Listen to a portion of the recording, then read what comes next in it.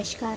सदीनामा की ओर से आ गई हूँ लेकर दिनांक 7 अगस्त 2024 का संपादकीय लेकर, जिसका शीर्षक है बांग्लादेश चिरागों के बदले मुल्क जल रहा है, जिसे लिखा है हमारे सह संपादक राकेश अचल जी ने। आज का हमारा विषय बांग्लादेश को लेकर है। बांग्लादेश स्वाभाविक रूप से भारत का मित्र है और पिछले 53 साल में तमाम उटपटांग के बावजूद भारत और बांग्लादेश में अपवादों को छोड़कर कभी अनबन नहीं हुई। आज का हमारा विषय इस संबंध में है और जानते हैं इस संबंध में आगे क्या कहते हैं हमारे संपादक महोदय। बांग्लादेश में तख्ता पलटना अप्रत्याशित है और न इसे टाला जा सकता था, क्योंकि जिस तरह से प्रधानमंत्री शेख हसीना को देश को चला रही थी उसका हासिल यही होना था।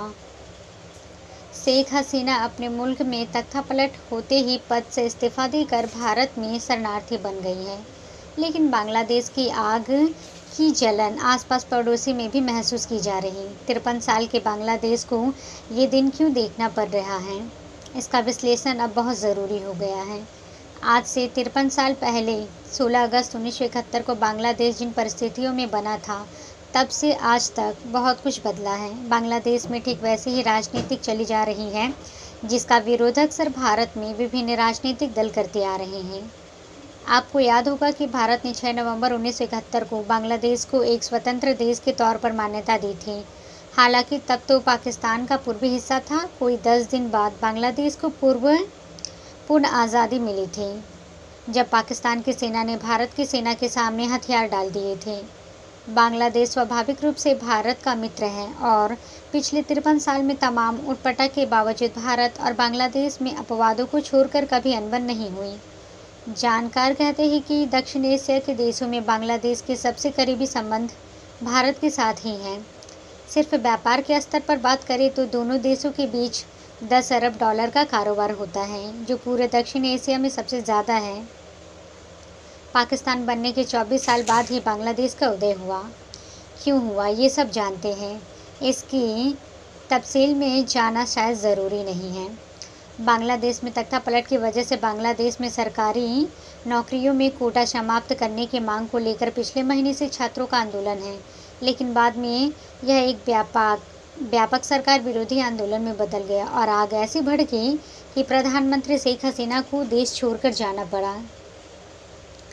वे यदि पलायन न करते तो मुमकिन है कि उन्हें भी हिंसा का शिकार होना पड़ता। अब दुर्भाग्य की बात यह है कि जिस बांग्लादेश की आज़ादी में भारत की प्रमुख भूमिका रही, उस बांग्लादेश में पाकिस्तान की राजनीति का रंग ज़्यादा चढ़ा बजाय भारत की राजनीति के। दुनिया जानती है कि 170 मिलियन की जनसंख्या के साथ जनसंख्या की दृष्टि से बांग्लादेश दुनिया की 8वां सबसे बड़ा देश है और एशिया में जनसंख्या के हिसाब से 5वां सबसे बड़ा देश और सर्वाधिक मुस्लिम जनसंख्या की दृष्टि से तीसरा भारत पाकिस्तान के बाद सबसे बड़ा देश है।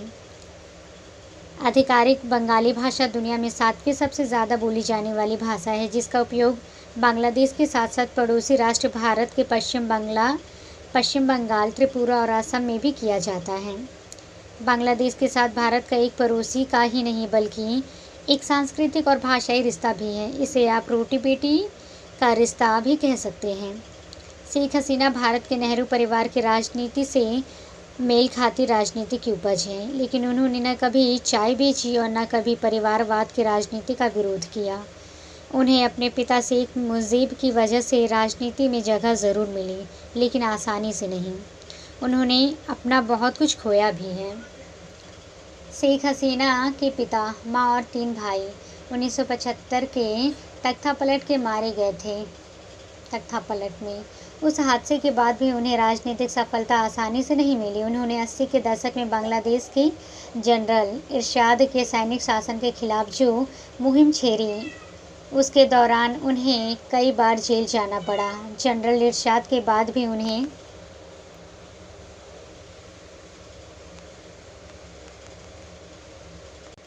जनरल की पत्नी, बांग्लादेश नेशनलिस्ट पार्टी की खलीफा खालिदा मियां से करीब प्रतिद्वंदी के खिलाफ कड़वी और लंबी लड़ाई लड़नी पड़ी। शेख हसीना ने 1996 में चुनाव जीता और कई वर्षों तक देश का शासन चलाया। उसके बाद उन्हें विपक्ष में भी बैठना पड़ा। उन्हें कई बार जेल भी जाना पड़ा। उन पर एक बार प्राणघातक हमला भी हुआ जिसमें वे बाल बाल बच गई। एक बार फिर बांग्लादेश राजनीति के गहरे भंवर में फंस गया और देश की बागडोर सेना समर्थित सरकार ने संभाली। इस सरकार ने शेख हसीना पर भ्रष्टाचार के आरोप लगाए और उनका ज़्यादातर वक्त हिरासत में गुजरा। इस बीच वे अपने इलाज के लिए अमेरिका भी गई।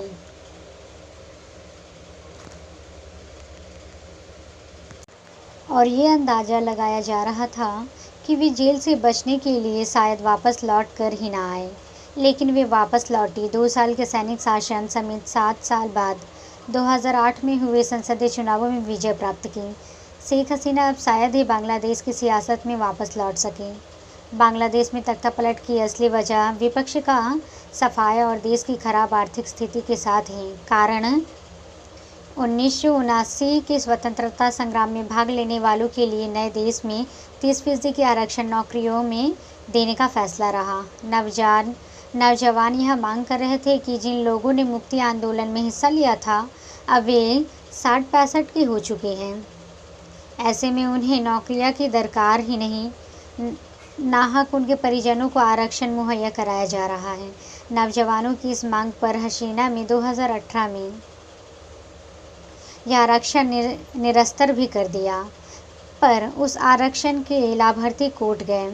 अदालत ने लाभार्थियों के पक्ष में फैसला सुना दिया और यही से हिंसा भड़कना शुरू हुई। आज बांग्लादेश में वहाँ के गांधी शेख मुजीबुर रहमान की नफरत के शिकार हो रहे हैं। उनकी प्रतिमाएं तोड़ी जा रही हैं। बांग्लादेश में लोकतंत्र की बहाली कब होगी कोई नहीं जानता। वहाँ चुनाव होंगे कब होंगे ये अभी तय नहीं, लेकिन बांग्लादेश की अग्नि दग्ध होने से भारत की परेशानी बढ़ गई। भारत में मौजूदा सत्ता वे सब गलतियाँ कर रही है जो शेख हसीना ने बांग्लादेश में की। अल्पसंख्यकों के प्रति मौजूदा सरकार के रवैये को भी ठीक वैसा ही जैसा कि शेख हसीना का बांग्लादेश में था। भारत में शेख हसीना की मौजूदगी कितने दिन की है ये हमें और आपको नहीं पता। वे भविष्य में भारत में रहेंगी या किसी और देश में जाएंगी ये भी नहीं पता, लेकिन वे जिस भाग से निकल कर भागी हैं उसकी पलटे हम भी महसूस कर रहे हैं। उसकी लपटें काफ़ी ही तेज। ईश्वर बांग्लादेश में शांति बहाली के साथ ही भारत के हुक्मरानों को भी बांग्लादेश की त्रासदी से सबक लेने की शक्ति दे। कोई माने या ना माने, हमारा देश भी इस समय अदावत की राजनीति के चंगुल में है। तो ये था दोस्तों हमारा आज का संपादकीय। कल फिर लौटेंगे एक नए विषय, एक नए संपादकीय के साथ। तब तक के लिए नमस्कार।